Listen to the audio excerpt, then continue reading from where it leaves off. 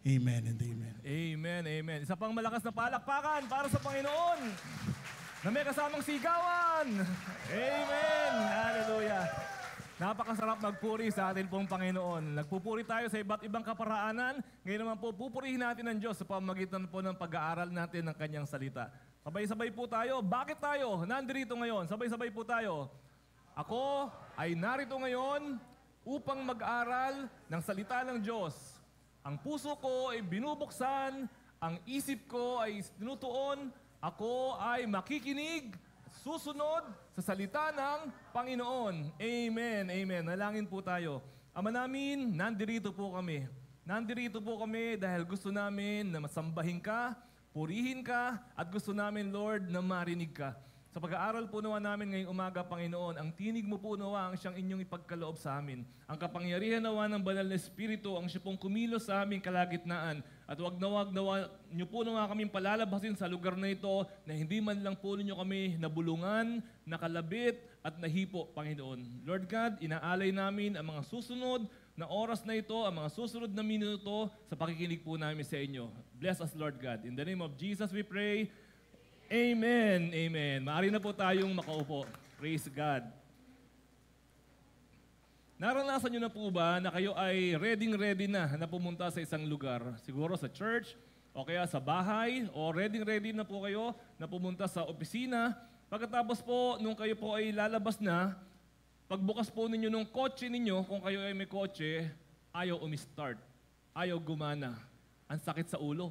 Ready ka na, tapos biglang na-delay ka kasi ayaw gumana nung sasakyan mo. O kaya naman, alam mo na kung ano yung susuot mo, pagkatapos nung ikaw ay ready na para umalis, paplantsahin mo na, biglang hindi gumana yung plancha. Sablay yung plancha. O kaya naman, sabi mo sa sarili mo, tamang-tama, kakain kami ng hapunan ng aking mga anak, bandang alas 7 siguro, tamang-tama, hapunan namin.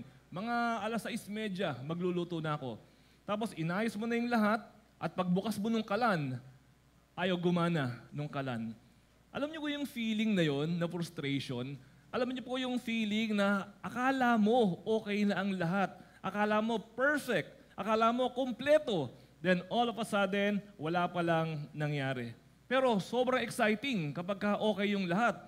Diba? Kapag nagre-ready ka, okay yung lahat, may printer, piprint mo na, tapos gumana yung printer, hindi ka kakaba-kaba na baka biglang hindi gumana ito. Kasi umaayon lahat ayon sa ating expectations. Alam niyo po, it is very exciting when things work. Pero it is very frustrating kapag hindi po nangyayari yung mga inaasahan natin. Alam niyo po, ganyan din po ang pananampalataya. Tayo pong lahat ay nasa church, tayo pong lahat ay umaasa sa Diyos, tayo pong lahat ay sumasampalataya at sumasamba. Pero ang tanong po, which is pamagat din po ng pag-aaral natin ngayon po umagang ito, is your faith dead or alive? Akala mo yung kotse, buhay na buhay, pero nung in-start mo, patay. Akala mo yung plancha, ready na, pero nung sinaksak mo, patay. Ang question, is your faith dead or alive? Faith is very important. Sa sobrang tagal na po natin nag-church, sa sobrang dami na ng Bible study na natin, alam po natin na napaka-importante ng faith. Bakit lagi na lang naririnig natin ang faith sa church? Bago po natin pag-aralan yung ating message talaga na verses na pag-aaralan natin, sagutin po muna natin itong tanong na ito. Ano ba ang function ng faith bilang Christian? Para saan ba talaga ang faith? Una-una po, faith is given, it is important because it pleases God. Sabi po sa Hebrews 11 verse 6, and without faith, it is impossible to please God. Kung wala raw po tayong pananampalataya, imposible na atin pong mapasaya ang Panginoon. Nandito po tayong lahat ngayon, umaasa po tayo na dahil nandito tayo, natutuwa ang Diyos. Pero ang tanong, do we really have faith? Natutuwa ba ang Panginoon sa atin? No, it's very important. Kasi iba po yung paniniwala at iba po yung pagtitiwala. Naniniwala tayo na may Diyos, pero nagtitiwala ba tayo sa Diyos natin na ito? Yung pong paniniwala, dito lang ho yan, brain. Pero yung pagtitiwala, ito po ay action. Halimbawa, naniniwala ka ba may nangungutang sa'yo? Naniniwala ka ba na itong nangungutang sa'yo ay magbabayad ng utang kapag ka pinautang mo? Pag sinabi mo, naniniwala ako magbabayad ng utang ito kapag ka pinautang ko. Ngayon, kung nagtitiwala ka, pautangin mo. Pagkano inuutang mo? 1 million. Pero tingin ko naman makakabayad ito eh. Pagka inilabas mo na yung inuutang niya, nagtitiwala ka. Pero kapag ka ayaw mo siyang pautangin, kahit tingin mo, makakabayad siya, naniniwala ka lang pero hindi ka nagtitiwala. Yung pong paniniwala sa isip lang, yung pagtitiwala sa action. Doon po lumilitaw, yan pong dalawang yan. So, one of the first functions of faith is faith pleases God. Kung walang faith, it is impossible to please God. Pangalawa po, na function ng faith is for salvation. Okay, alam po natin ito. Importante ang salvation. Ephesians 2 verse 8. For it is by grace you have been saved through faith. Dahil sa pananampalataya, kayo ay naligtas. It is by grace, biyaya ng Diyos. Tayo ay naligtas dahil sa pananampalataya. Ito po yung tinatawag natin na saving faith. Meron ng faith, iba-iba po ang kategory. Ang faith po kasi pag narinig natin, akala natin generic yung faith. Pero hindi ho. Ang faith, iba-iba ang kategory. Yung una, ang purpose niya ay please God. Pangalawa, ang purpose niya is i-save naman po tayo. No? Iligtas naman po tayo, which we call saving faith. Tulad po nung magnanakaw sa krus. Nung siya po ay napako, katabi ni Jesus sa krus, ang sabi po nung magnanakaw, Panginoon, alalahanin mo ako kapag ikaw ay naghahari na. Sumampalataya siya kay Jesus. Kahit na siya ay nakapako, ang sabi ni Jesus, ngayon din kakasamahin kita sa paraiso. He was saved. Wala siyang sacrament. No? Hindi siya nangumpisal. Wala siyang ginawa na anumang mga 7 sacraments. Na-save siya kahit siya ay nakapako lang sa krus. Dahil siya ay merong faith. So that is saving faith. Pero pangatlo po na importanteng part ng faith is power. Another function of faith is power. Now, power for Christian living. 2 Corinthians 5 verse 7, for we live by faith, not by sight. Pag nabasa po natin sa Bible, sinasabi na a faith that can move mountain. Hindi yun saving faith. No, kapangyarihan yun that you can move mountains. So we call it enabling faith. Meron saving faith, kaligtasan, meron namang enabling na faith, na pananampalataya. No, it enables us to receive answered prayers. It enables us for healing. Ito yung pananampalataya. No, hindi naman pinag-uusapan kung saved ka or hindi. Saved ka na. Ngayon, pag sinabi na walk by faith, eto na po yun. We walk by faith daily. Resisting temptations. Ito na po yun. Dito na po natin nagagamit yung faith natin when we resist temptations. It is when we are become capable of obeying. Kaya natin sumunod sa Panginoon. Doon po nagagamit ang faith natin. It is living a victorious Christian life. Doon natin ginagamit yung enabling faith natin. Kasi po minsan, sabi ko nga, pag ginamit natin yung word na faith, iisang faith lang naiisip natin eh. Pananampalataya, paniniwala, pero iba-iba po ang functions dito po mga faith na ito. So, peace of the Holy Spirit, fruits of the Holy Spirit, sa pamamagitan po ng enabling faith. So, importante po ang lahat ng ito. Now, since faith is important, therefore, it is a must that we make sure that it is working. Siguraduhin po natin, okay, Pastor, 3 faith yung binanggit mo, pleasing God. Kung meron akong faith, natutuwa ang Diyos sa akin. Natutuwa ba ang Diyos sa'yo? Pangalawa, Pastor, dahil sa faith pala, nasa-save ako. Saved ka na ba? Pag namatay ka ba, pupunta ka sa langit. Napatawad na ba ang iyong mga kasalanan? Pangatlong uri ng faith is enabling faith. For power, may kapangyarihan ka ba? Lumalaban ka ba sa kasalanan? Nagtatagumpay ka ba? Meron ka ba ang bunga ng banal na espiritu? Nararanasan mo ba ang pagkilos ng Panginoon sa buhay mo? No, kapag kami pagsubok, nalalampasan ba natin? 3 uri po ito ng faith. That's why faith is very important for every Christian. Kaya nga po ang pamagat na mensahe natin ngayon is it dead or is it alive? Kasi kung hindi naman pala siya alive, then lahat ng ito na binanggit ko, wala po tayo lahat dito. We are not able to please God Sorry be, hindi ka save. At pangatlo, you are living a defeated, sad, lonely, deplorable Christian life or church membership rather than Christian life. So, some faith doesn't work. Bakit po kaya? Kasi po, there are three kinds of faith naman. Ibang level na po ito, no? According po sa James chapter 2, verse 14 to 17. At ito po ang ating pag-aaralan ngayon po umagang ito. The three kinds of faith, James 2, 14 to 17. Ganito po sinasabi. Mga kapatid, anong pakinabang kung sabihin ng isang tao na siya'y may pananampalataya? Sabi ba natin yan? Ako, may pananampalataya ako. Okay? Ano raw pakinabang? Ngunit hindi naman niya ito pinapatunayan sa gawa. Maliligtas ba siya ng ganong uri ng pananampalataya? Obviously, ang sagot, hindi. Halimbawa, may isang kapatid na walang maisuot at walang makain. Kung sasabihin ninyo sa kanya, patnubayan kalawa ng Diyos, magbihis ka at magpakabusog. Ngunit hindi naman niyo siya binibigyan ng kanyang kailangan. Ano silbi niyon? Gayon din naman, patay ang pananampalataya na walang kalakip na gawa. The first kind of faith is a dead faith. Isang patay na pananampalataya. May faith ka ba? Meron! Patay nga lang. May aso ba kayo? Meron ba kayong Doberman? Meron ba kayong attack dog? Meron ba kayong guard dog? Meron! Patay nga lang. Meron ba kayong security system sa church? Meron ba kayong CCTV sa church? May CCTV tayo sa church. Meron ba? Meron! Patay nga lang. Pero buhay na ho yan. Nakabubuhay lang natin yan a few weeks ago.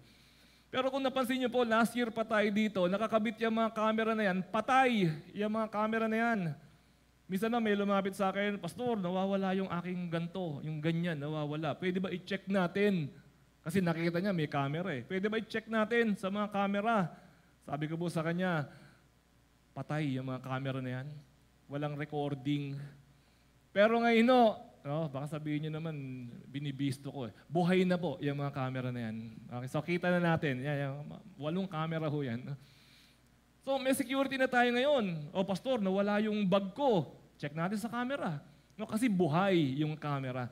Ano ang silbi na meron kang CCTV, patay naman? Ano ang silbi na meron kang kotse, bulok naman, hindi umaandar? Ano po ang silbi na meron kang relos? Tapos yung relos mo, walang baterya, patay din. Diba, nakatutok lang yung relos, 10 a.m. Tapos wala na, buong araw, mali na itong relos na to. So may relos ka ba? Meron. Patay nga lang. Baliwala yung relos na yan. Lahat po ng bagay, baliwala. Meron kang appliance sa bahay, meron kang microwave. Marami ho dito, may microwave sa bahay nila. Hindi gumagana. Ginagawa na lang lagayan ng pandesal. Ginagawang cabinet, yung microwave. Kasi may patay yung microwave. So pag tinanong mo, may microwave ba kayo? Anong sagot? Meron. Kaso, patay. Pero meron. Tama siya sa sagot niya. Meron, wala. Meron. Kaso, patay. Ganoon din po yung pinag-uusapan po natin ngayon. May pananampalataya ka ba? Meron. Kaso, patay. Aanhin mo ang relos na patay. Aanhin mo ang asong patay. Aanhin mo ang CCTV na patay. Aanhin mo ang cellphone mo. Kahit iPhone 17 pa yan. Pro Max. Aanhin mo kung patay. Wala din. Wala hong saysay. Wala pong silbi. Ang lahat-lahat ng yan. Lahat po yan ay patay. May refrigerator ka. Meron kayo natirang ulam. Mapapanis pa rin ang ulam natin. Dahil ang refrigerator po natin ay patay. Kaya po sabi po sa Ecclesiastes 9 verse 4, ang asong buhay ay mas mainam kaysa patay na leon. Diba? May leon ka nga, patay. May aso ka, buhay. Doon ka sa buhay na aso kaysa doon sa leon na patay. Mas mesaysay dahil siya po ay buhay. So, a dead faith is a faith with no works. And the faith with no works is no good. No? Walang katuturan, walang saysay, walang silbi. Tambak lang po ito. Isipin nyo, meron kayong, ano ba sabi ko kanina, meron kayong appliance sa bahay, electric fan, patay, sira yung electric fan. Tambak lang yan. Pampasikip lang yan. Pampadumi lang yan. Pampagulo lang yan. Yung electric fan na patay na yan. Ano dapat gawin sa tambak? Itapon. Ibenta kung gusto. Ipamigay kung kailangan. I-junk. Kasi basura. So sorry po mga kapatid. Ang pananampalatayang patay ay basura. Tambak. Dapat itapon. Kaya pag-ingatan po natin, we have to check ourselves. And also, a faith with no works is, una, it's no good. Pangalawa po, it cannot save. Hindi po nito kayang magligtas. Hindi po ito kayang dalhin tayo sa presensya ng Panginoon. Alam niyo po ang problem sa ating mga Christians, quote-unquote, no? Ang isa po na challenge sa ating po mga Christian, pag tayo po nag-share ng Bible, ganito po tayo tinatanggap mo ba si Jesus bilang Panginoon at tagapagligtas? Tapos sasabihin ng isa, tinatanggap ko. Pray tayo sunod ka sa akin Panginoon, tinatanggap kita. At mula sa araw na to, pupunta na ako sa langit. Amen. Di amen na. Tapos sasabihin ng nag-share sa kanya, Pastor, napatanggap ko siya. Christian na siya. Ganun ba?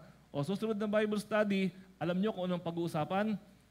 Ipipilit, ituturo, isisiksik sa isip, nung bagong tanggap na yon na ano man ang gawin niya, mamatay man siya ngayon, pupunta siya sa langit. Isisiksik sa utak. Asan na si Jesus? Sa puso. Saan ka pupunta pag namatay ka? Sa langit. Pagkatapos noon, papabayaan, hindi aalagaan. At maya-maya, ito pong isa na ito, hindi niya alam, kilos siya ng kilos, patay pala ang kanyang pananampalataya. Nakasalubong ang mga kabarkada, inuman na naman. Habang nagiinuman, murahan ng murahan. At pagkatapos, habang nagiinuman, nagmumurahan, sigarilyo na sigarilyo. Tapos, sasabihin doon sa waiter, Waiter, may babae ba kayo rito? Magte-table pa. Pero, pagdating na Sunday, nakataas ang kamay sa church. Praise the Lord! Praise the Lord! Oh, my soul. Sintonado ba? Enough is enough. Tama na po ang patay na pananampalataya. Lugi. Talo ang Diyos. Actually, hindi naman natatalo ang Diyos. Pero lugi. Di ba? Kapag naniniwala po tayo, na-convince po tayo, na pupunta tayo sa langit. Mga kapatid, sa church po na to, hindi ko po goal na i-convince ang bawat isa sa atin na pag namatay tayo, pupunta tayo sa langit. It is not my goal.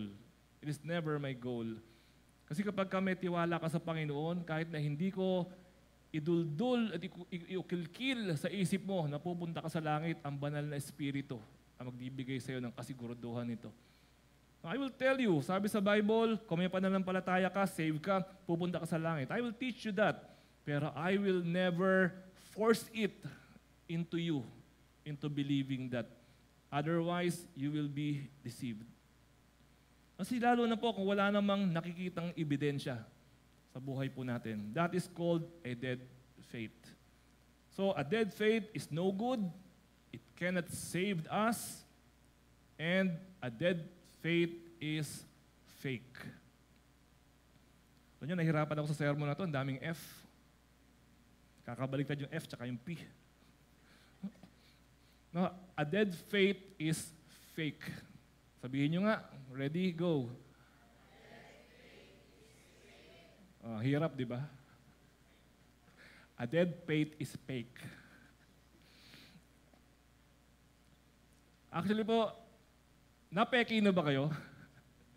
Napeki na ba kayo sa online? Sa Shopee, sa Lazada? Napeki na ba kayo? Napeki na ba kayo na may binili kayo na isang gamit, pagdating sa inyo, na-deliver, ito na, nag-doorbell na yung delivery. Ito na po, delivery ninyo. Tapos pagbukas mo, okay naman yung itsura niya. Pagbukas mo, kahon lang, walang laman. Empty. Napeki na kayo na ganon. Empty. Ang laman nung kahon na yon. Ang tanong, dumating ba ang delivery? Oo, dumating ang delivery. Kaso, empty yung delivery. Yan po yung dead faith. Hindi lang po siya fake. Siya po ay empty. Walang laman. Nung bata pa ho ako, meron po kaming tindahan. Actually, tindahan po ng lola ko. And alam nyo naman, nakatao sa tindahan. Yung iba mga may tindahan dito, siguro alam nyo itong ibig ko sabihin na to. Kapag nauubos na po yung aming mga tinda, aming mga display, alam nyo ho ba, kinukuha namin yung mga kahon na walang laman, tapos yun po yung ini-display namin doon sa tindahan. Kasi kapag yung tindahan ninyo, may bibili, tapos nakita ng mga bumibili, walang laman yung mga estante, ang feeling nila, parang, nakaka-discourage. Ang tingin nila parang mahinang klase, ang tingin nila cheap, yung ganon. So, pinupuno ng display. Pero ang laman, mga karton na walang laman. Once again, basura, tambak. Pero kunyari, meron. Yan po yung patay na pananampalataya. Iniingatan po natin yan, mga kapatid. A dead faith, a fake faith, and an empty kind of faith. I-check po natin. Ganito ba yung uri ng faith ko? Sana po hindi. No, hindi sana dead ang aking faith. Pero sino ba sila? Paano po malalaman na, ako yata yan, pastor paano po ba natin malalaman yan? Sino sila na ang mga pananampalataya ay patay? Na una, sila po yung mga hindi tinatabla ng sermon. Sila yung mga hindi tinatabla ng Bible study. Magpagulong-gulong na ako, magpatumbling-tumbling na ako dito. Paglabas po dito, bale wala ang sermon. Paglabas dyan, tungkol saan yung sermon ni pastor? Hindi ko naintindihan, sigaw na sigaw eh. Sila yon, yung ganoon. So I hope, hindi ho tayo yan, no? Sila po yung mga walang balak magsuko ng buhay. No, sila po yung narinig. Ano sasabi ni pastor doon? Ano daw? Fake daw yung faith. Patay daw yung pananampalataya. Tapos hindi tinatablan. Tapos lalabas na rito, punta na sa SM. Pagkatapos, walang kabalak-balak magsuko ng buhay. Walang kabalak-balak na, uy, dapat pala, tigilan ko na yun. Ano nga sabi ni pastor kanina? Yung mura ng mura? Dapat pala, tigilan ko na yun. Dapat meron po tayong ganung uri ng kaisipan. Hindi patay ang pananampalataya, mga kapatid. Kapag ka naiisip mo, ako yata yung sabi ni pastor na sigarilyo ng sigarilyo, tigilan ko na kaya ito. Kasi hindi naman kinuha ni pastor sa kung saan lang yung sinasermon niya. Hindi naman kinuha sa Quran. Hindi naman kinuha sa Book of Mormon. Kinuha naman sa Bible. Kasi tama siguro. Tsaka binasa naman ni pastor yun. Hindi ko naman inimbento to eh. So pag naisip po natin yun, ako yata yung baka patay pa na ng palataya ko. Teka, siguraduhin ko na hindi patay. I will be transformed. Baguhin po natin. Nakakaroon po ng pagbabago ang buhay po natin. Sino po sila? Sila din po yung sila yung mga walang kabalak-balak, mga hindi tinatabla ng sermon, hindi tinatabla ng, ayoko naman sabihin, hindi tinatabla ng dasal. Pero, diba, hindi tinatabla ng Bible study, hindi tinatabla ng anything, hindi gustong magbago, hindi gustong sumuko sa Panginoon. Sino pa? Sila rin po yung mga walang kagana-gana na maglingkod sa Diyos. Walang kagana-gana sa godliness, walang kagana-gana sa prayer, walang kagana-gana sa Bible, walang kagana-gana sa worship. Alam niyo po yung worship natin kanina, ang ganda. Naramdaman niyo ba ang espiritu kanina habang nag-worship tayo? Ang ganda. Actually, ang ganda. Parang gusto kong sabihin kanina na hindi na ako magsasermon, mag-worship na lang tayo hanggang mamaya. Parang ang sarap. Pero kapag nag-worship tayo kanina, tapos ang naiisip mo, kamot ka ng kamot, ang ingay naman sa church na to.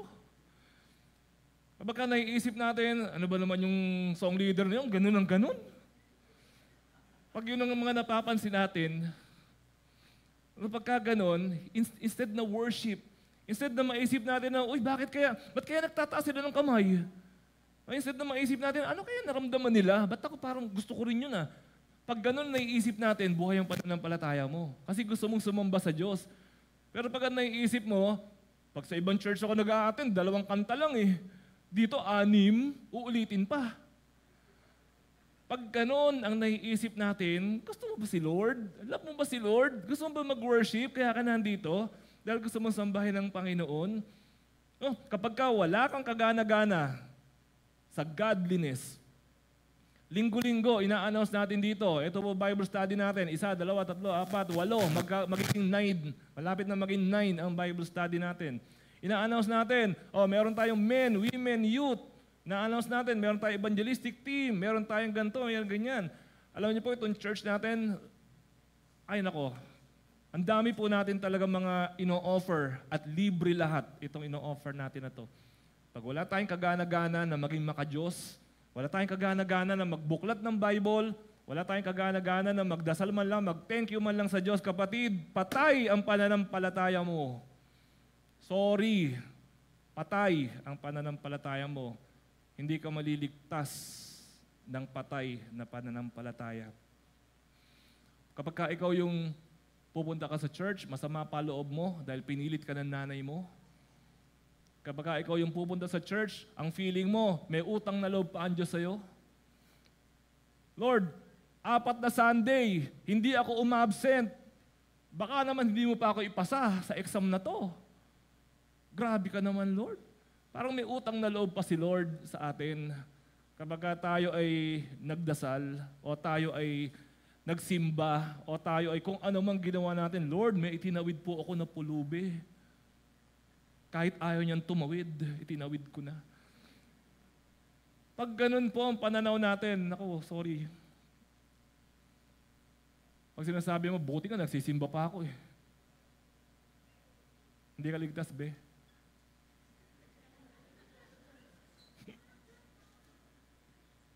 Hindi, sorry po. Ayoko pong dumating yung panahon. Kasi darating ang panahon, sa ayaw at sa gusto natin, sa ayaw at sa gusto po natin, darating ang panahon, makikita-kita tayong lahat sa paan ng Diyos. Makikita-kita tayong lahat, andyan ang Panginoon, nandun tayo sa paanan niya, lahat, huhukuman tayo ng Panginoon. At ayoko po, nasabihin ng Panginoon, Pastor Jonathan, member mo to ah.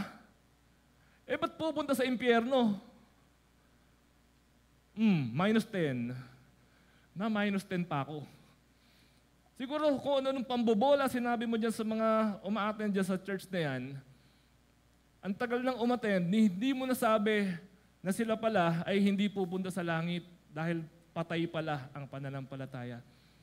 So let it be known, ngayon pong araw na to, mga kapatid, I am challenging everyone, test your faith. Ikaw ba itong dead faith na to? I hope masabi mo, hindi. Hindi ako yan, pastor. Hindi ako nagmamalaki, hindi ako proud. Pero masasabi ko po, nasisiyahan ako kapag ka nag-worship. Nasasabi ko po, hindi ako napipilitan lang, kaya ako nandirito. Nasasabi ko po sa inyo na nakikinig ako, nananalangin ako, nagbabasa ako ng Bible. Masasabi ko po yan. Kapatid, pag gano'n na sa puso mo, then, wala ka na dun sa category na patayin yung pananampalataya. Kasi meron ka ng pagnanais na aksyonan ang atin pong pananampalataya. It is very important. It is very important. Yun po yung una na uri ng pananampalataya. Yung unang tatlo natin, functions of faith. Ito pong pangalawang susunod na tatlo natin ay kinds of faith. Okay? The first kind of faith is a dead faith. Next. Hindi pa pala. So, James 2:15-16, dinescribe niya yung kanyang dead faith. Halimbawa, may isang kapatid na walang maisuot, walang makain. Kung sasabihin niyo sa kanya, patnubayan ka naman ng Diyos, magbihis ka at magpakabusog. Ngunit hindi naman ninyo siya binibigyan ng kanyang kailangan. Ano silbi nun? A dead faith uses only words. Hindi siya mabunga. Mabunga nga lang siya. Ma-praise the Lord lang siya. No, ma-alleluia lang siya. Ganun lang po siya. Magaling sa salita. Magaling sa declaration. Magaling sa proclamation. May tinatawag pa po dyan na words. Ewan ko kung narinig niyo itong word na to. Pontification. Narinig niyo na ba yung word na yun? Pontification. From the word pontiff. Di ba pag sinabing pontiff, papa. Di ba? Papa sa Roma. Pontiff. Itong word na to means pontification. Ibig sabihin pag nagsasalita ka, parang napaka-religious mo. Di ba? Parang lagi mong bukang bibig. Lagi sinasabi mo, bahala si Lord. Parang gano'n lagi mo sinasabi. Kaya magtiwala ka lang kay Lord. Ito yung mga bukang bibig, no? Walang imposible kay Lord. Hindi yung masama yung mga words na yan. Pero masama po yan kung ginagamit lang po natin ng palusot. Pero totoo naman may kaibigan ka, may kapatiran, nangangailangan ng panalangin, nangangailangan ng damay, nangangailangan ng kung ano man. Meron ka naman maitutulong, pero sabi mo sa kanya, bahala si Lord. Hindi ka pababayaan ni Lord. Mahal ka ni Lord. Parang mahal ka ni Lord, pero ako, hindi kita mahal. Kasi kung mahal kita, di tinulungan na kita.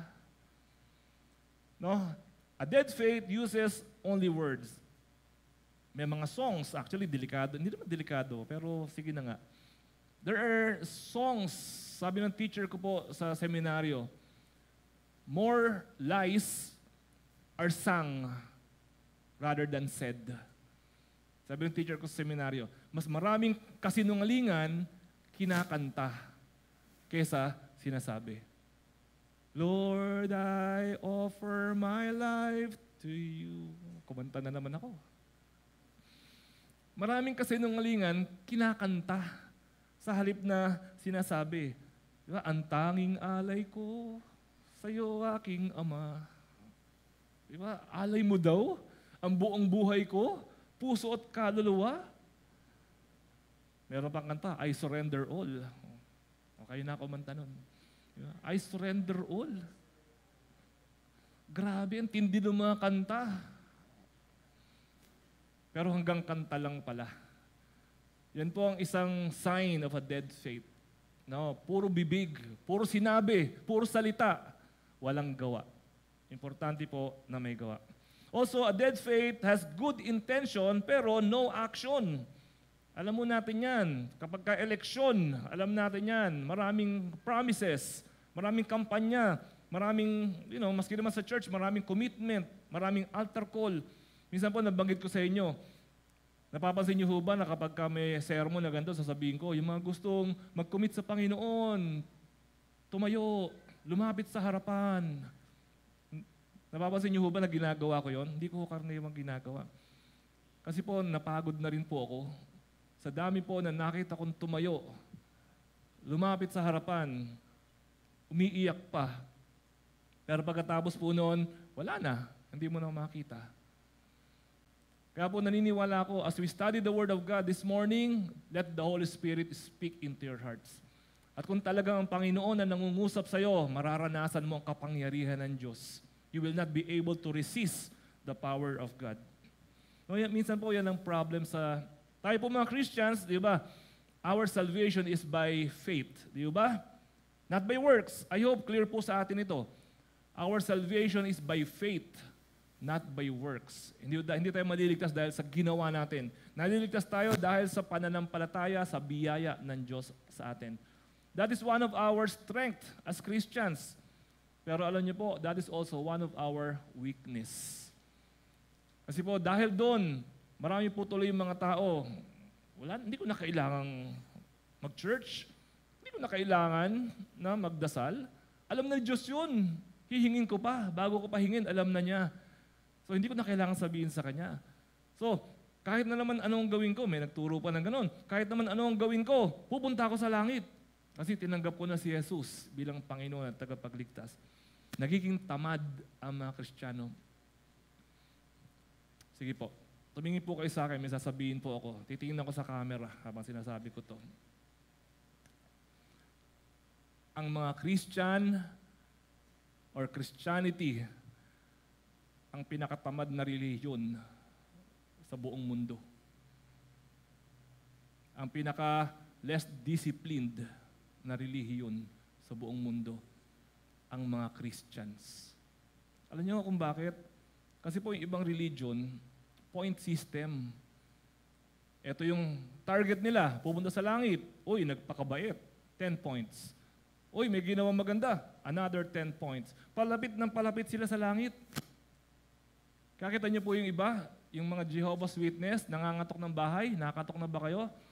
Kahit ipahabol niyo sa aso, next week, andyan na naman, kakatok na naman. Kasi pinahabol niyo sa aso uy, 20 points yun. Mas mataas yun. Padami ng padami yung points, papunta po sa langit. Halos ganun po ang halos lahat ng religion. Magbigay ka. Habang lumalaki, binibigay mo. Pataas ng pataas. lalo kang lumalapit sa pinto ng langit. Habang lumalaki, binibigay mo. O kaya iba naman, bigay. Kasi yung point system. Tayo mga Christian, pag tinanggap natin si Jesus, ayun, ando ka na kagad sa pinto ng langit, Christian ka na kagad. Ano ngayon gagawin ko? Di sarap buhay. Ito lang gagawin ko. Kakita niyo po ang mga churches ng mga Christians, nasa garahe, nasa ilalim ng puno, punta ka sa damo-damo dyan, paghawi mo, ay may church. Magugulat ka na lang. Bakit po? Yan po ang bunga ng dead faith. Kapag ang puso po natin umaasa na sa langit na ako pupunta, anything goes, then yan po ay dead faith. So mga kapatid, hindi ko na alam kung ano sasabihin ko. Parang ang dami ko na nasabi. Pwede ko nang tapusin tong sermon na to dito. Pero yun po ang hamon sa atin, mga kapatid. No? Sana hindi na tayo kasama doon po sa statistics na yan. Punta po tayo sa second kind of faith. Okay, baka naman mas tong second kind of faith na to.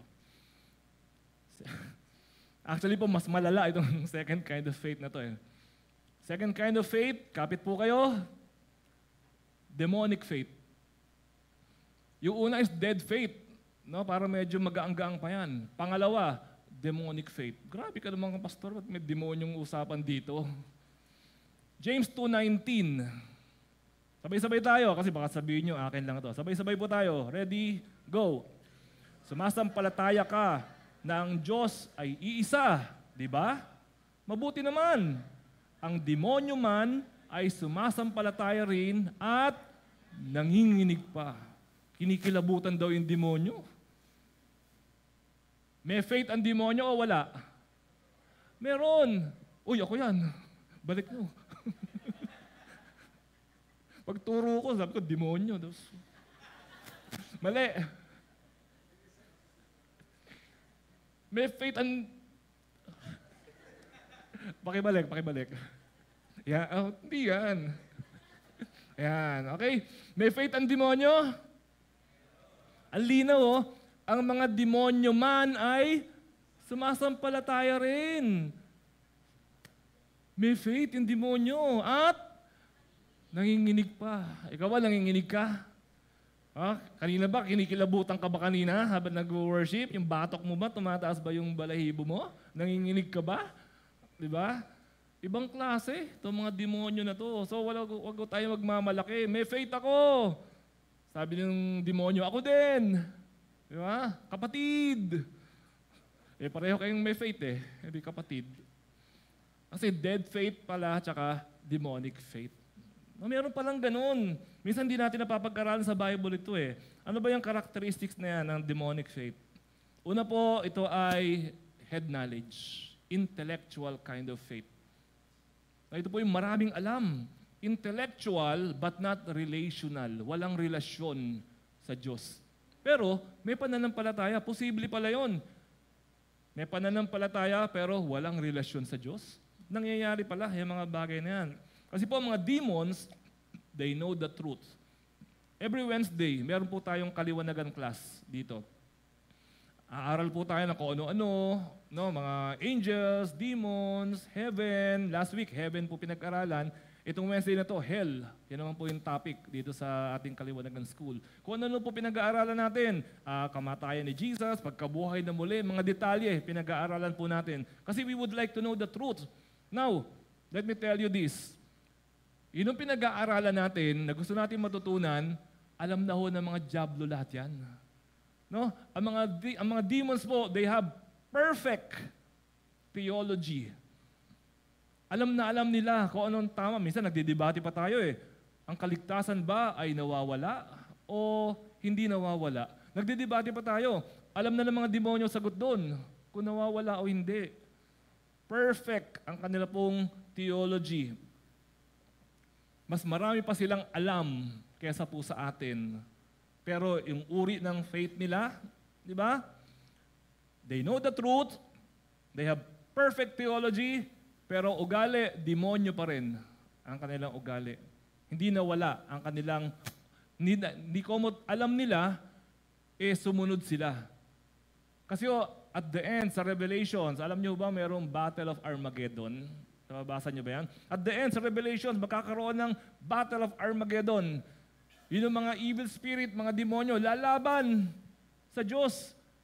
Akala ko ba alam niyo na? Akala ko ba perfect theology niyo? Akala ko ba alam niyo ang Bible? Pero nag-decide na po yung mga demonyo na ito, alam nila ang Bible, alam nila ang truth, pero ayaw nila sa katotohanan. Hindi sila susunod. They are rebellious.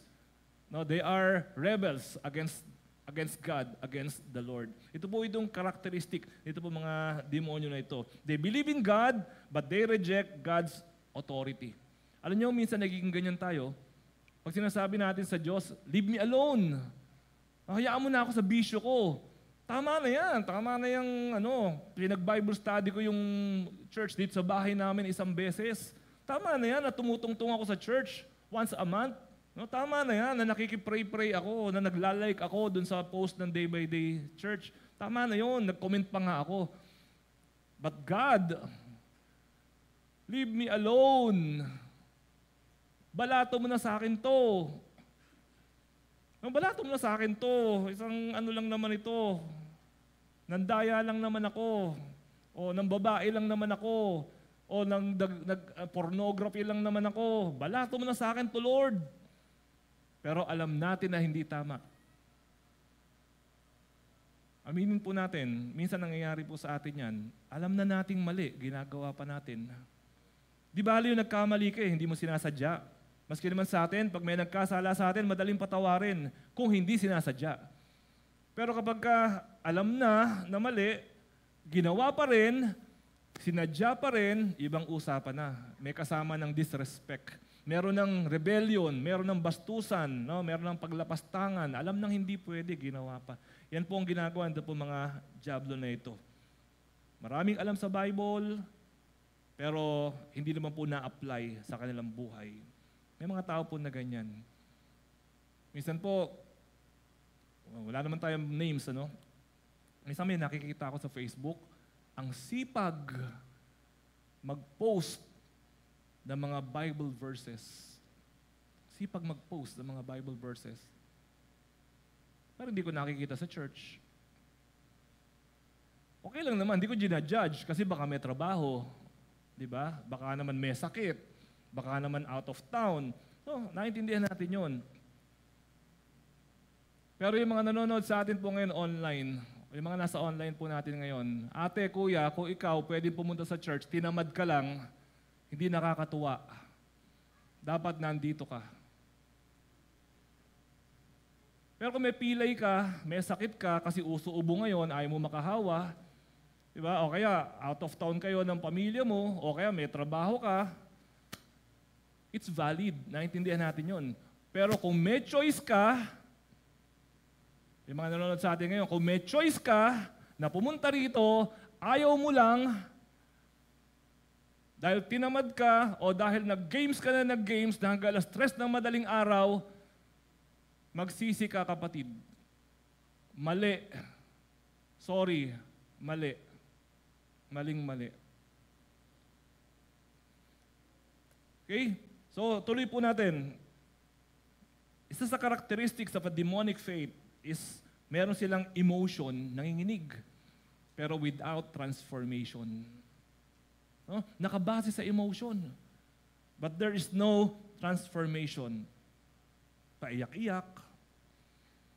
Nung araw pa, matagal na naman to, ewan ko kung mayroon pa mga ganito ngayon. Nung araw po, uso yung tumba-tumba. Alam niyo ba yun? Yung gagayanin ka, in Jesus' name, tutumba ka, ganun. Tapos kukunin niya yung jacket niya, ihahampas sa'yo. Tapos tutumba ka. Ganun. Ang dami ko inattenda na ganyan kasi gusto kong tumumba. Hindi ako tumumba-tumba. Ewan ko ba, naisip ko tuloy, makasalanan siguro ako. Hindi ako tumutumba. Emotion no? So, walang masama. Baka may tumumba rito, ha? Walang masama ron, ha? Sabihin nyo, tutumba kita, pastor. Ganon. Walang masama doon. Eto lang. Hindi naman importante yung tumumba ka. Ang importante, pagbangon mo, Maldita ka pa ba? Tumumba ka, salbahe ka, pagbangon mo, salbahe ka pa rin. Ano sense nun? Wala. Di ba? Yun yung tinatawag natin na empty, karton, emotion. Walang saysay, mga kapatid. It's not about the emotion. Hindi ho importante ang emotion. We need devotion, not emotion. Yan po hinahanap natin. Sabi ko po last time, nung huling nag-message po ako, kung Kristiyano ka, magpaka-Kristiyano ka. Kristiyano ka pala eh. Kung hindi ka Kristiyano, di wag ka magpaka-Kristiyano, fake yun. Pero kung Kristiyano ka, seryosohin mo na yan. Ibuhos mo na yan. All in. Diba? Maximum na yan. Bigay na lahat kay Jesus yan. Hindi natin alam kung anong mangyayari bukas. Itaya mo na lahat sa Panginoon yan. Ibuhos na sa Lord yan kung Kristiyano po tayo. We need devotion, not emotion. Ang dapat po, yung sumusuko. Hindi yung nanginginig. Kasi mga demonyo, nanginginig eh. Hindi yung nanginginig ang hinahanap ng Diyos. Yung sumusuko ang hinahanap ng Panginoon. Kaya ngayong umaga mga kapatid, I hope hanapin po natin ito. Pagsuko sa Diyos. Hindi lamang po yung ang sarap kumanta, kinilabutan ako. No, hindi ho yun. Pagsuko sa Panginoon. Because a demonic faith is dangerous. Napakadelikado po nito. It deceives the believer into believing na pinapaniwala tayo na okay lang yan. Basta nandiyan ka, basta ganito ka, okay lang yan. It is dangerous because it deceives the believer and also it deceives the world. Yun ang pating buong mundo na dideceive, na misrepresent ang Christianity. No? Delikado po yan.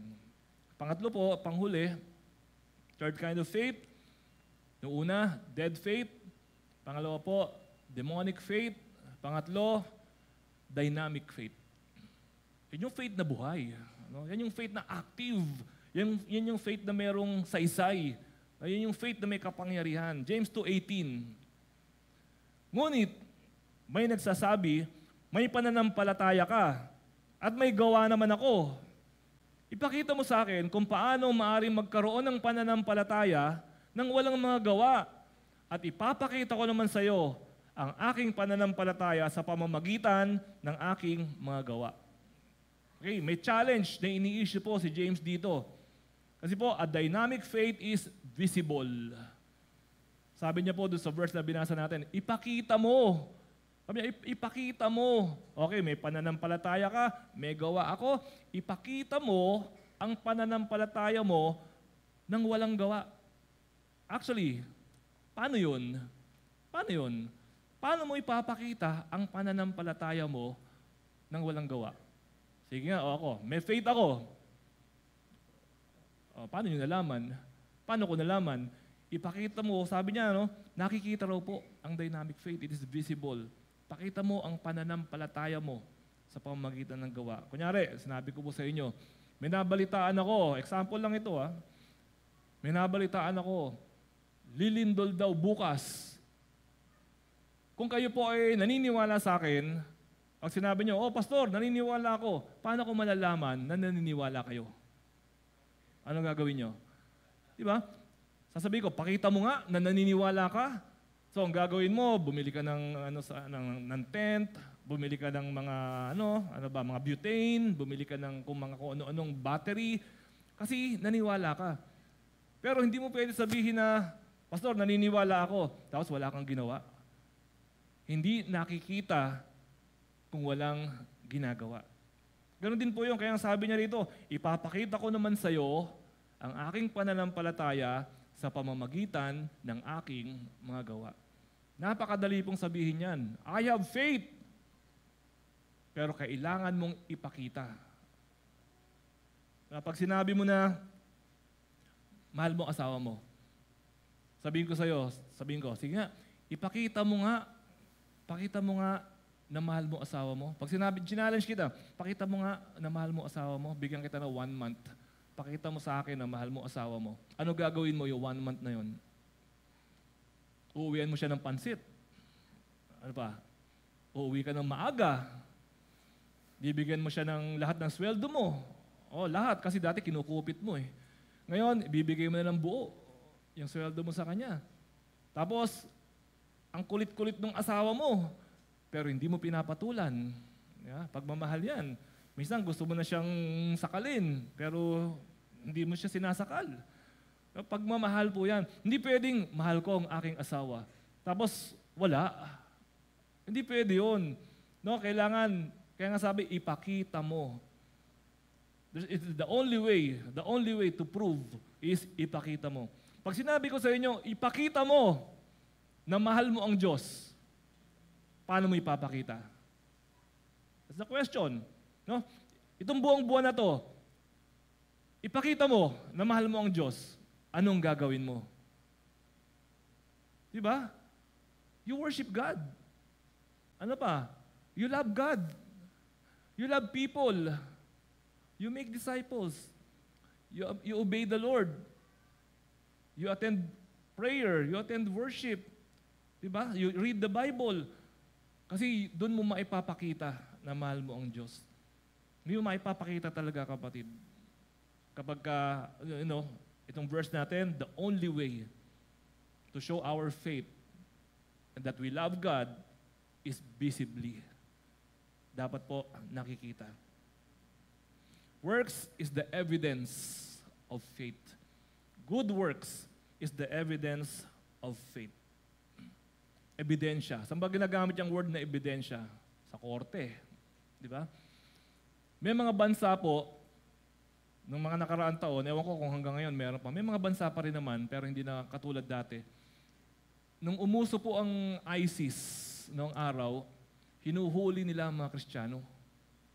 Tapos po, yung mga nahuhuli nila ng mga Christian, pinupugutan nila ng ulo. Ngayon, kung ikaw po ay nahuli at nireview nila kung ikaw ay Christian o hindi, ano kaya sasabihin nila? Guilty o not guilty? Sabihin, to, Christian to. Guilty to. Bakit? Nahuli ko, nakaluhod, nagpe-pray. Guilty. Pugot ulo. Ito, Christian daw to. Saan mo nahuli? Andun sa Agogo. Sa Agogo? Sa ano? Sa bar. Nahuli ko sa bar. Christian daw siya. Hindi Christian yan. Absuelto. Kung tayo kaya, kung bawal kaya ang Christianity, ikaw ba ay guilty or not guilty? Ebidensya. No, ebidensya. Napaka-importante po niyan, mga kapatid. So, ang ganda ng word na ginamit dito eh. Sabi niya, papakita ko naman sa iyo ang aking pananampalataya sa pamamagitan. Look at this word. Sa pamamagitan. Kaya po, we believe, pag may nagsabi po sa inyo, alam mo, pastor, di ba? Parang tinuturo mo yata, salvation is faith plus works. Hindi ho. Ipapakita mo ang iyong faith sa pamamagitan ng iyong mabubuting gawa. No? So, hindi ho yan faith plus works, kundi faith equals work. Yun pong ibig sabihin yan. Faith equals obedience. Siyempre, may faith tayo eh. Equals obedience, then obedience equals good works. At imagine niyo po kung lahat ng Christian may obedience. Una, may faith, may obedience, tapos meron pong good works. No, Christianity is the best religion in the world. Hindi lang po siya religion kasi, kundi relation. Naniniwala po ako na Christianity is the best religion, the most important religion in the world. Kaya nga po ako nagpastor. Kung hindi ako naniniwala dyan, bakit ako magpapastor? Ang hirap-hirap nitong trabahong ito. Pero naniniwala po ako, this changes lives, it transforms the world, dahil kasama natin ang Diyos. Dito, sa paniniwala po na ito. So mga kapatid, nawa, maging dynamic ang uri po ng ating pananampalataya. Ito po yung hindi maiiwasan na bunga ng pananampalataya. Good works, hindi maiiwasan, inevitable. Kunyari ho, pinagsama nyo ang kerosene, gas, at saka pospro, pinagsama ninyo. Ano hindi maiiwasan sa ayaw sa gusto nyo? Mag-aapoy. Sisiklab yan. Ulitin ko ha, sa ayaw at sa gusto mo, ibuhos mo yung kerosene dyan, lagyan mo ng apoy, sisiklab yan. Sa ayaw at sa gusto mo. Di ba minsan may mga lumulubog nga ng mga barko, tapos kumakalat yung oil nila, tapos umaapoy, nasa dagat umaapoy, kahit umulan, kahit bumagyo, umaapoy. Hindi maiiwasan. Ikaw, basa ang katawan mo, humawa ka sa kuryente, ano ang hindi maiiwasan? Mangingisay ka. Hindi maiiwasan whether you like it or not. The same is true with faith. Hindi maiiwasan whether you like it or not. If you have faith, dynamic kind of faith, the Spirit is in you, Jesus is alive in you, hindi maiiwasan ang obedience. At hindi rin maiiwasan dahil we are obeying, hindi maiiwasan ang good works, ang mabubuting gawa natin po mga Kristiyano. Because as I've said, works is the evidence of faith. Meron pong binanggit dito, napaka odd o intriguing na example, James 2:21 and 25. Tignan niyo po. Hindi ba't ang ating amang si Abraham, okay, Abraham ay itinuring ng Diyos na matuwid dahil sa kanyang mga gawa, nang ihandog niya sa dambana ang anak niya na si Isaac. Gayun din si Rahab, ang babaeng nagbebenta ng aliw. Pinatuloy niya ang mga espiya ng Israel at itinuro pa sa kanila ang ibang daan upang sila ay makatakas. Dahil sa ginawa niyang yon, siya ay itinuring na matuwid. Pinagkumpara po ang isa, Abraham, father of faith. Abraham, one of the most righteous heroes of the Bible, giants of the Bible, giants of faith, Abraham. Kinumpara kanino? Prostitute. Kita niyo naman yung comparison na yan. Di ba? Sana ko, Abraham at saka Moses. At least man lang magkalapit eh. Sobrang layo. Pinagkumpara na si Abraham may pananampalataya at nakita sa kanyang gawa ang kanyang pananampalataya. Save ang Abraham. Yung prostitute, si Rahab, nagkaroon din ng pananampalataya. Nakita sa kanyang gawa ang pananampalataya. Save din yung prostitute. Kung si Abraham, hero of the faith, pero ayaw sumunod sa Diyos, hindi maliligtas si Abraham. Kung siya naman pala, ang faith niya ay patay na uri ng pananampalataya. Mauna pa itong prostitute kaysa kay Abraham.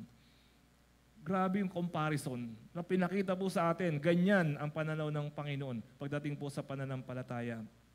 So tayo mga kapatid, as we close, paano mo pinapakita ang pananampalataya mo? I have to ask that question. It is a challenge for all of us. Ipakita mo ang pananampalataya mo. No, sundin natin ang Panginoon. James 2:26. Patay ang katawan na walang espiritu, gayon din naman, patay ang pananampalatayang walang kasamang gawa. Patay. So, although Christianity is a religion of the heart, it is necessary for all of us Christians to exhibit good works. Necessary, important, inevitable. Kasi kapag walang ebidensya, alam niyo, mapapagod lang tayo. Sana po hindi natin nasasabi, mapapagod na ako, linggo-linggo, nag-church. Mapapagod lang tayo talaga. Ano? Dasal na naman? Mapapagod lang ho tayo kung talagang wala tayong pananampalataya. Let us exhibit our faith through our works.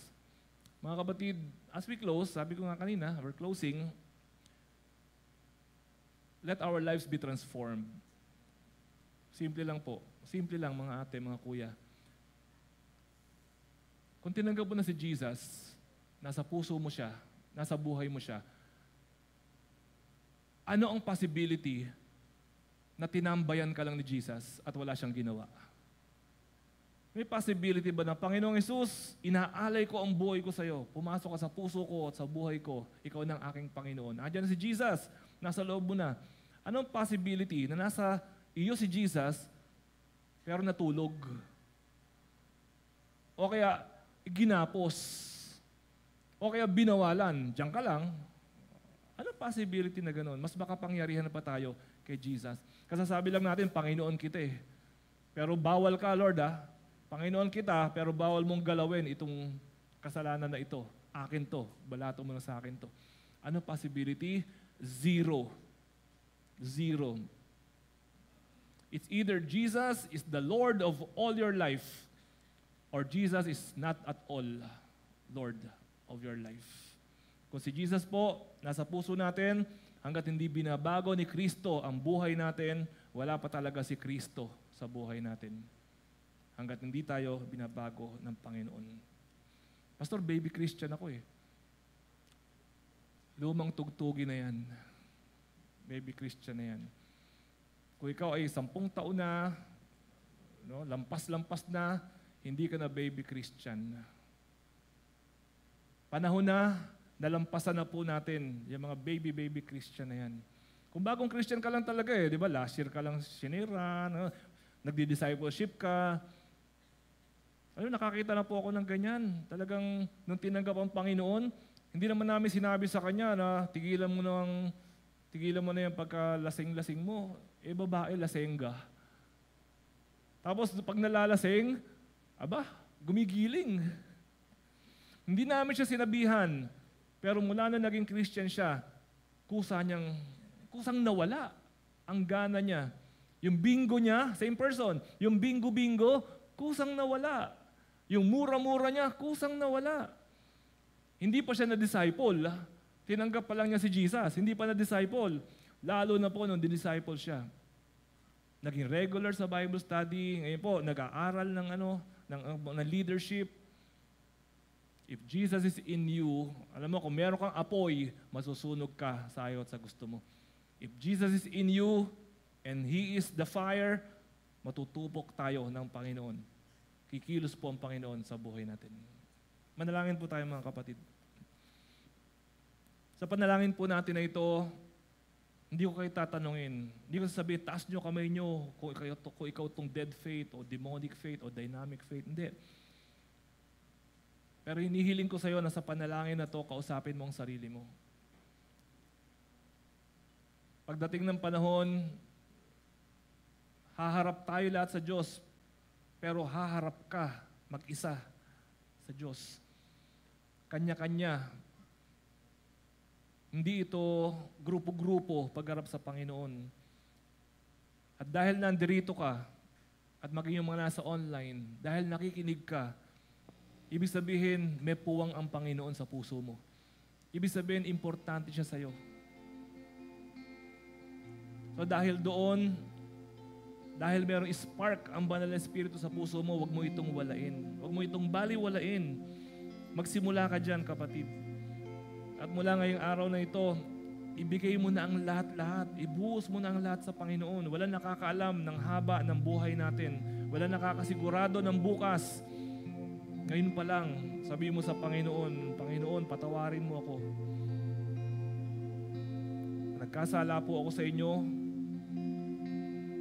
Kung kinakausap ka ng Panginoon ngayon, kung kinakausap ka ng Holy Spirit ngayon, kung sinasabi mo sa sarili mo, para sa akin ang mensahe na to, purihin ng Diyos.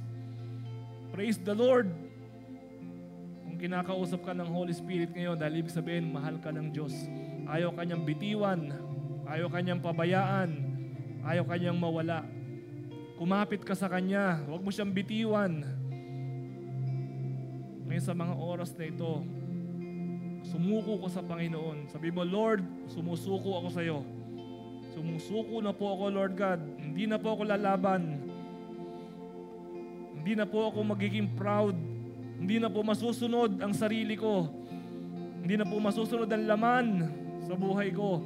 Ikaw na ang masusunod sa akin mula ngayon, Panginoon. Iyong-iyo na ako, Lord. Iyong-iyo na ako. Baguhin mo po ako. I-transform mo po ako, Panginoon. Nais kong maranasan ang kapangyarihan mo sa buhay ko, O Diyos. Kapatid, hindi mo kailangan itaas ang kamay mo. Hindi mo kailangan tumayo. Hindi mo kailangan pumunta rito sa harapan. Pero nababasa ng Diyos ang puso mo ngayon. Sa puso mo ngayon, ngayon pa lang sa puso mo, itaas mo na ang puso mo sa Diyos ngayon. Magsisi ka, hihingi ng tawad ang iyong mga kasalanan, at kung hindi ka pa sigurado na si Jesus ang Panginoon ng buhay mo, tanggapin mo siya ngayon. Panginoong Jesus, sabihin mo, sumusuko ako, nagsisisi ako, nagpapailalim ako. Lumuluhod ang puso ko sa iyo ngayon. Kinikilala kita, tinatanggap kita, Panginoon, tagapagligtas. At mula sa araw na ito, ako ay magiging matapat na alagad mo at matapat na anak mo. Sa pangalan ni Jesus, ako na lang po mananalangin. Ama namin, ngayong umagang ito, nangusap ka po sa amin. Ngayong umagang ito, hinarap po ninyo kami. Ngayong umagang ito, Panginoon, simulan niyo po ang transformation sa aming mga buhay. Huwag po nawang masayang ang araw na ito. Huwag po nawang masayang ang presensya mo. Huwag po nawang tangayin ng anumang ibon ang mga punla na inyo po itinatanim sa aming mga puso. Salamat sa inyong kapangyarihan. Salamat sa inyong presensya. Sinasamba ka namin, Lord God. Kami po ay iyong-iyo at ang church na ito ay sa inyo po lamang. Pagdili po tayo sa presensya ng Panginoon. Sambahin po natin siya sa pamamagitan ng ating awitin.